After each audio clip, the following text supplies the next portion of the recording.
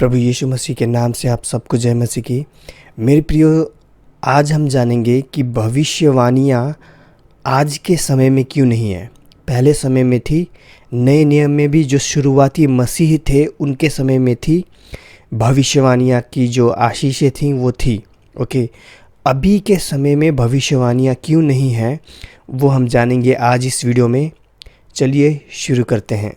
जो प्रेरित थे वो प्रेरित एक फाउंडेशन थे आज के चर्च का।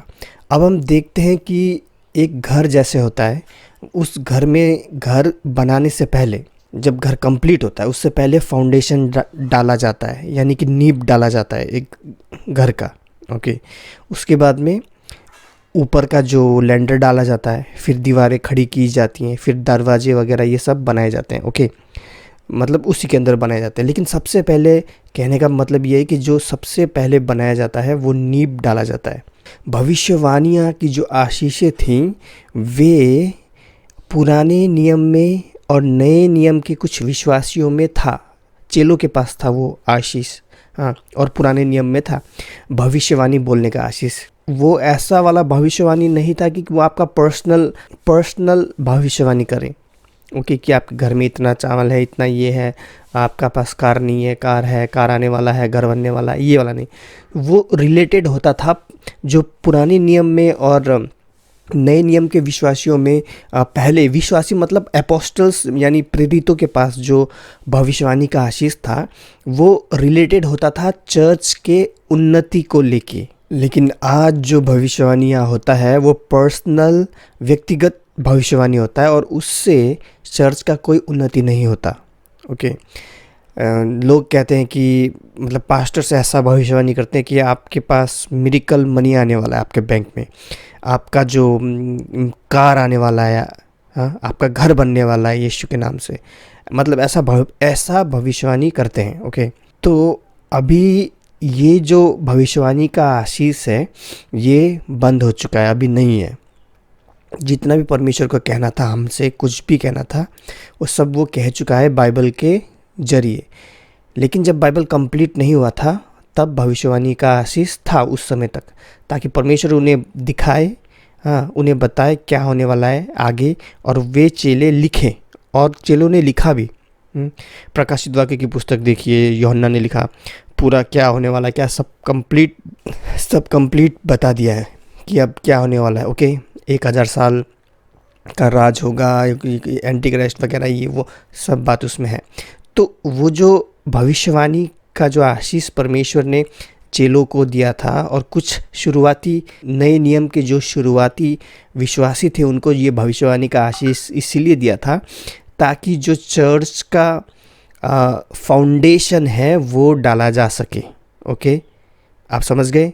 और जैसा कि हम देखते हैं ये वचन कहता है, देखिए यहाँ पे क्या लिखा है, और प्रेरितों और भविष्यवक्ताओं की नींव पर, देखा, प्रेरितों और भविष्यवक्ताओं की नींव पर, यानी नए नियम के शुरुआती मसीहियों के पास और प्रेरितों के पास ये भविष्यवाणी का आशीष था। ओके, और प्रेरितों और भविष्यवक्ताओं की नींव पर, जिसके कोने का पत्थर मसीह यीशु आप ही है, बनाए गए हो। तो देखिए यहाँ पर गौर करने वाली बात यह है कि ये वचन साफ बता रहा है कि प्रेरितों और भविष्यवक्ताओं की नींव पर क्या है, क्या बनाया गया, चर्च बनाया गया। ओके, और नींव कहाँ पर डाला जाता है, नींव डाला जाता है ज़मीन के अंदर। हम जानते हैं ना कि फाउंडेशन जब बनाते हैं ज़मीन खोदते हैं और उसके अंदर सीमेंट वगैरह सब मिक्स करके वो सब डालते हैं ज़मीन के नीचे। ओके, और फिर खंबा डालते हैं, पिलर्स, फिर ऊपर छत आता है, फिर दीवारें बनती हैं। तो जो भविष्यवाणियाँ जो थी वे नीचे है, यानी नींव पर, यानी भविष्यवाणियाँ जो थी वो पहले थी और उस समय तक थी जो शुरुआती नए नियम के मसीही थे, जैसे अपोस्टल्स, प्रेरित, और उस समय के कुछ विश्वासी थे, उनके पास ये आशीष थी भविष्यवाणी करने का। और एक बात नोटिस कीजिए, हाँ, ये हो गया नींव नीचे, नींव डाला नीचे। ओके, अब यहाँ पर पिलर खड़ा किया गया, ओके, ऊपर छत डाला, फिर दीवारें बनी। अब ये जो भविष्यवाणी का आशीष है, ये जो नीचे है नींव, अब जब छत कंप्लीट हो चुका है, यानी बाइबल कंप्लीट हो चुका है, चर्च आज टोटली बाइबल के वचन के अनुसार जब चर्च बढ़ सकता है आगे, तो फिर से वो नींव को खोद के फिर से ऊपर छत में क्यों लेके आ रहे हैं? गहराई समझिए इस बात की। आशा करता हूँ आप लोग समझ पा रहे होंगे। ये वचन नींव इसीलिए इस्तेमाल किया गया है यहाँ पर, और प्रेरितों और भविष्यवक्ताओं की नींव पर जिसके कोने का पत्थर मसीह यीशु आप ही है। ओके, कोने का पत्थर मसीह यीशु, जो मेन पिलर होता है कोने का, वो खुद यीशु है। ओके, तो सोचिए अब चर्च आज किस पे विश्वास करता है? भविष्यवक्ताओं पर जो थे और नए नियम में भी थे चेले वगैरह, जैसे कि यूहन्ना जिसने प्रकाशित वाक्य की पुस्तक लिखा, हम सब उनकी बातों में विश्वास करते हैं। ये और यीशु जो मेन है, मेन कोने का पत्थर चर्च का, हम यीशु पे विश्वास करते हैं। तो अब वचन से हमें आगे बढ़ना है, यानी बाइबल से हमें, बाइबल को साथ लेके हमें आगे बढ़ना है। ओके, ना कि फिर से वो जो नींव नीचे डाला है उसको खोद के हम फिर से इधर लेके आ रहे हैं। यानी कहने का मतलब, हम अगर देखा जाए तो हम परमेश्वर का आज्ञा का उल्लंघन कर रहे हैं, क्योंकि परमेश्वर ने पहले नींव डाला, यानी भविष्यवक्ताओं का नींव डाला। अब उसी नींव को हम फिर से खोद के ऊपर लेके आ रहे हैं, जो कंप्लीट हो चुका है। अब उसका कोई काम नहीं है, क्योंकि बाइबल में सब कुछ लिख चुका है। उसको हम फिर खोद के ऊपर छत में क्यों लेके आ रहे हैं नींव को? जब भी कभी घर बनता है तो जो फाउंडेशन यानी नींव डाली जाती है, वो कितने बार डाली जाती है? केवल एक बार। ओके, और ऐसा नहीं है कि वो जो फाउंडेशन है यानी नींव है, वो घर बनने के बाद में उसके छत के ऊपर भी नींव डाला जाए, ऐसा कभी होता है? नहीं। तो आज के चर्चों में जो हमने पढ़ा वचन, जो भविष्यवक्ताओं का नींव वाला, वो नींव केवल नीचे होता है। तो आज हम देखते हैं जब चर्च कंप्लीट हो चुका है, बाइबल कंप्लीट हो चुका है, तो फिर से आज के जो पास्टर्स हैं, वे कैसे फिर से उस नींव को खोद के ऊपर लेके आ रहे हैं। और ये गलत शिक्षा है या सही शिक्षा है? आप खुद बोलो। हाँ, गलत है कि सही है अकॉर्डिंग टू द बाइबल? तो जैसा कि मैंने बताया, वो फाउंडेशन है। जैसा कि हमने पढ़ा वचन, फाउंडेशन का अर्थ नींव था वो। ओके, चर्च का नींव। तो अभी जितने भी पास्टर्स उस फाउंडेशन को, यानी भविष्यवाणियाँ जो फाउंडेशन था चर्च का, उसको फिर खोद के जब वो लेके आ रहे हैं आज के चर्च में, इसका अर्थ ये हुआ आप फिर पीछे जा रहे हो, आप आगे नहीं बढ़ रहे हो मसीह में, आप मसीह में पीछे जा रहे हो। और फाउंडेशन जो होता है यानी नींव जो होती है, वो पहले नीचे होता है।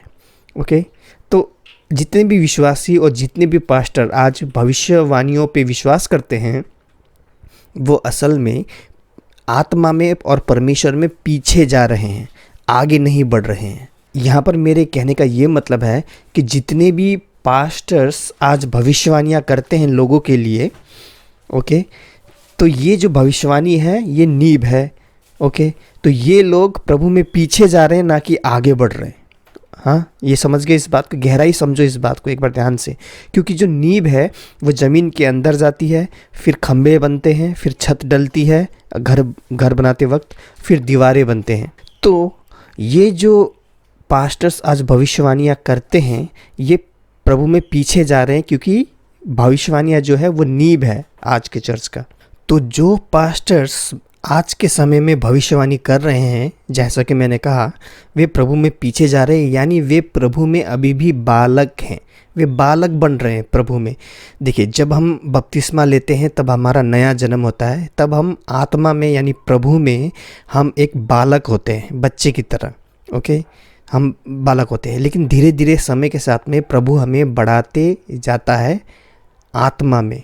तो हम देखते हैं कि ये जो पास्टर्स हैं, ये फिर से नींव में जा रहे हैं वापस भविष्यवाणियाँ करके। तो ये प्रभु में क्या हो रहे हैं? ये प्रभु में अभी बच्चे बन रहे हैं फिर से, जबकि होना ये चाहिए इनको प्रभु में आगे बढ़ते जाना है। और यही चीज़ पौलुस कहता है। ये देखिए, मैं पढ़ के आपको सुनाता हूँ। पहला कुरिन्थी 13:11 में भी पौलुस क्या बोलता है, देखिए, जब मैं बालक था, यानी प्रभु में बालक था, ये शारीरिक बात नहीं हो रहा है, यहाँ पर आत्मिक बातें हो रहा है। ओके, जब मैं बालक था तो मैं बालकों की नाई बोलता था, बालकों का सा मन था। आत्मिक बातें हैं, यानी प्रभु में उसका ज्ञान कम था। ओके, बालकों की सी समझ थी प्रभु में, आत्मिक बातें हैं, परंतु सयाना हो गया, बालकों की बातें छोड़ दी। तो जब सयाना हो गया पौलुस प्रभु में, वो बालकों का बातें छोड़ दी, बालक बच्चा जैसा बात करना छोड़ दिया उसने, यानी वो बच्चे जैसा पौलुस नहीं रहा, फिर आत्मा में बढ़ने लगा, क्योंकि भविष्यवाणी खत्म होने वाली थी। ये मैं ऐसे नहीं बोल रहा। अब देखिए, यही पहला कोरिन्थी का आप पढ़िए 13:8 से पढ़िए, देखिए क्या लिखा है। परंतु प्रेम कभी टलता नहीं, भविष्यवाणियाँ हो तो समाप्त हो जाएंगी, क्योंकि देखिए उस समय भविष्यवाणियाँ समाप्त होने वाला था, वो भविष्यवाणी का आशीष पौलुस के टाइम में, क्योंकि बाइबल ऑलमोस्ट कंप्लीट हो चुका था। ओके, भविष्यवाणियाँ हो तो समाप्त हो जाएंगी, भाषाएं हो तो जाती रहेंगी, ज्ञान हो तो मिट जाएगा। 9वां वचन, क्योंकि हमारा ज्ञान अधूरा है। देखिए पौलुस भविष्यवाणियाँ ये सब के बारे में क्या बोल रहा है कि हमारा ज्ञान जो है वो अधूरा है और हमारी भविष्यवाणियाँ अधूरी, भविष्यवाणियाँ भी अधूरी है, इनकम्प्लीट है। तो असल में आजकल के पास्टर्स जो भविष्यवाणियाँ करते हैं वो असल में प्रभु में फिर से पीछे जा रहे हैं, फिर से बच्चे बन रहे हैं विश्वास में, आत्मिक तौर पे फिर से बच्चे बन रहे हैं, जबकि होना ये चाहिए उनको प्रभु में आगे बढ़ना चाहिए, बड़ा होना चाहिए धीरे धीरे। ओके, प्रभु में गहरी बातें हैं, आत्मिक बातें हैं। अब देखिए आगे मैं पढ़ता हूँ 10वां वचन, परंतु जब सर्वसिद्ध आएगा तो अधूरा मिट जाएगा। यानी जब सर्वसिद्ध परफेक्ट जब आएगा, हमारा जो भविष्यवाणियाँ हैं वो कंप्लीट हो जाएगा, यानी फिर कहने का अर्थ उसके आगे भविष्यवाणियाँ नहीं होगा। अब वो सर्वसिद्ध ऐसा क्या है, जब वो आएगा तो भविष्यवाणियाँ कंप्लीट हो जाएगा, उसके बाद आगे भविष्यवाणियाँ करने का आशीष नहीं रहेगा। वो क्या है? वो है हमारा बाइबल। ओके, ये सर्वसिद्ध है, प्रभु को जो जो कहना उसने सब कुछ कह चुका है इसमें, और इसमें सब भविष्यवाणियाँ हैं। और अब जो पास्टर्स आज के जो भविष्यवाणियाँ करते हैं, ये सब प्रभु में फिर से बच्चे बन रहे हैं। हाँ, देखिए यहाँ पर पौलुस साफ बता रहा है, वो लोग फिर से बच्चे बन रहे हैं, भविष्यवाणियाँ कर रहे हैं, क्योंकि भविष्यवाणियाँ सब है, बाइबल में सब है। यहाँ पर पौलुस साफ साफ बता रहा है कि जब मैं बच्चा था तब मैं एक बच्चे की तरह बोलता था, भविष्यवाणियाँ करता था। साफ शब्दों में पौलुस ऐसा बोल रहा है कि जब मैं बच्चा था तब मैं अन्य भाषा बोलता था, मैं क्या बोलते हैं, मैं भविष्यवाणियाँ करता था, लेकिन अब जब मेरा ज्ञान आ गया है तब मैंने ये सब बातें छोड़ दी, और अब मैं क्या कर रहा हूँ कि मैं अभी प्रचार कर रहा हूँ। क्योंकि सबसे इम्पॉर्टेंट जो काम है, क्या भविष्यवाणी करना, अन्य भाषा बोलना, ये ज़्यादा इम्पॉर्टेंट है या लोगों को प्रचार करना ज़्यादा इम्पॉर्टेंट है? हम देखते हैं ना पौलुस ने कैसा किया था अपने जीवन में, वो बहुत ज़्यादा प्रचार करता था, यीशु के बारे में लोगों को बताता था। तो पौलुस यही कह रहा है हम विश्वासियों को कि भविष्यवाणियाँ, अन्य भाषा, ये सब तो सेकेंडरी चीज़ है। मतलब कहने का अर्थ ये पहले स्थान में नहीं आता है, और यहाँ तक कि ये है भी नहीं, क्योंकि ये अब ख़त्म होने वाला था उस टाइम में। हमने अभी भी वचन पढ़ा ना कि भविष्यवाणियाँ हो तो जाती रहेंगी।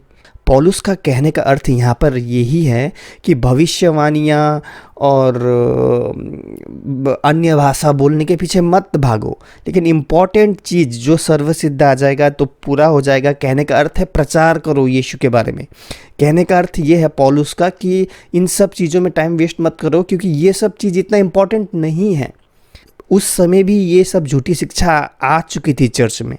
हाँ, इसीलिए पौलुस ये कह रहा है कि ये सब चीज़ सब टाइम वेस्ट है, इनके पीछे मत भागो, बल्कि जो मेन इम्पॉर्टेंट महत्वपूर्ण चीज़ है जो कि प्रचार है, प्रचार करना, प्रचार करो, वो है सबसे इम्पॉर्टेंट। हम देखते हैं आज पास्टर्स लोग ऑनलाइन यूट्यूब में भी आते हैं बहुत सारे ऑनलाइन भविष्यवाणियाँ, आ जाओ प्रार्थना करेंगे ऑनलाइन। इससे क्या, अगर आप विश्वासी को ही प्रचार करोगे, एक विश्वासी को ही प्रचार करेगा तो उसमें क्या लाभ है?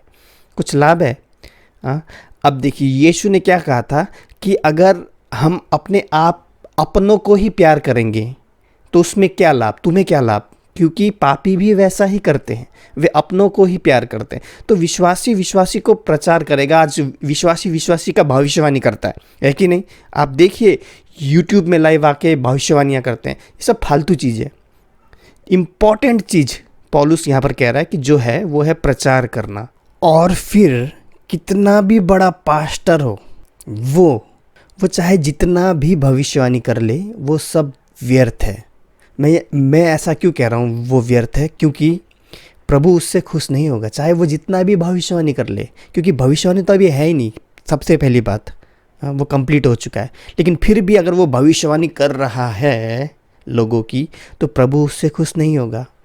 प्रभु खुश होता है अगर एक भी व्यक्ति को जब हम प्रचार करते हैं और वो जब मन फिराता है तो स्वर्ग में पार्टी होता है। आपको पता है, आनंदित, इतना आनंद मनाया जाता है स्वर्ग में।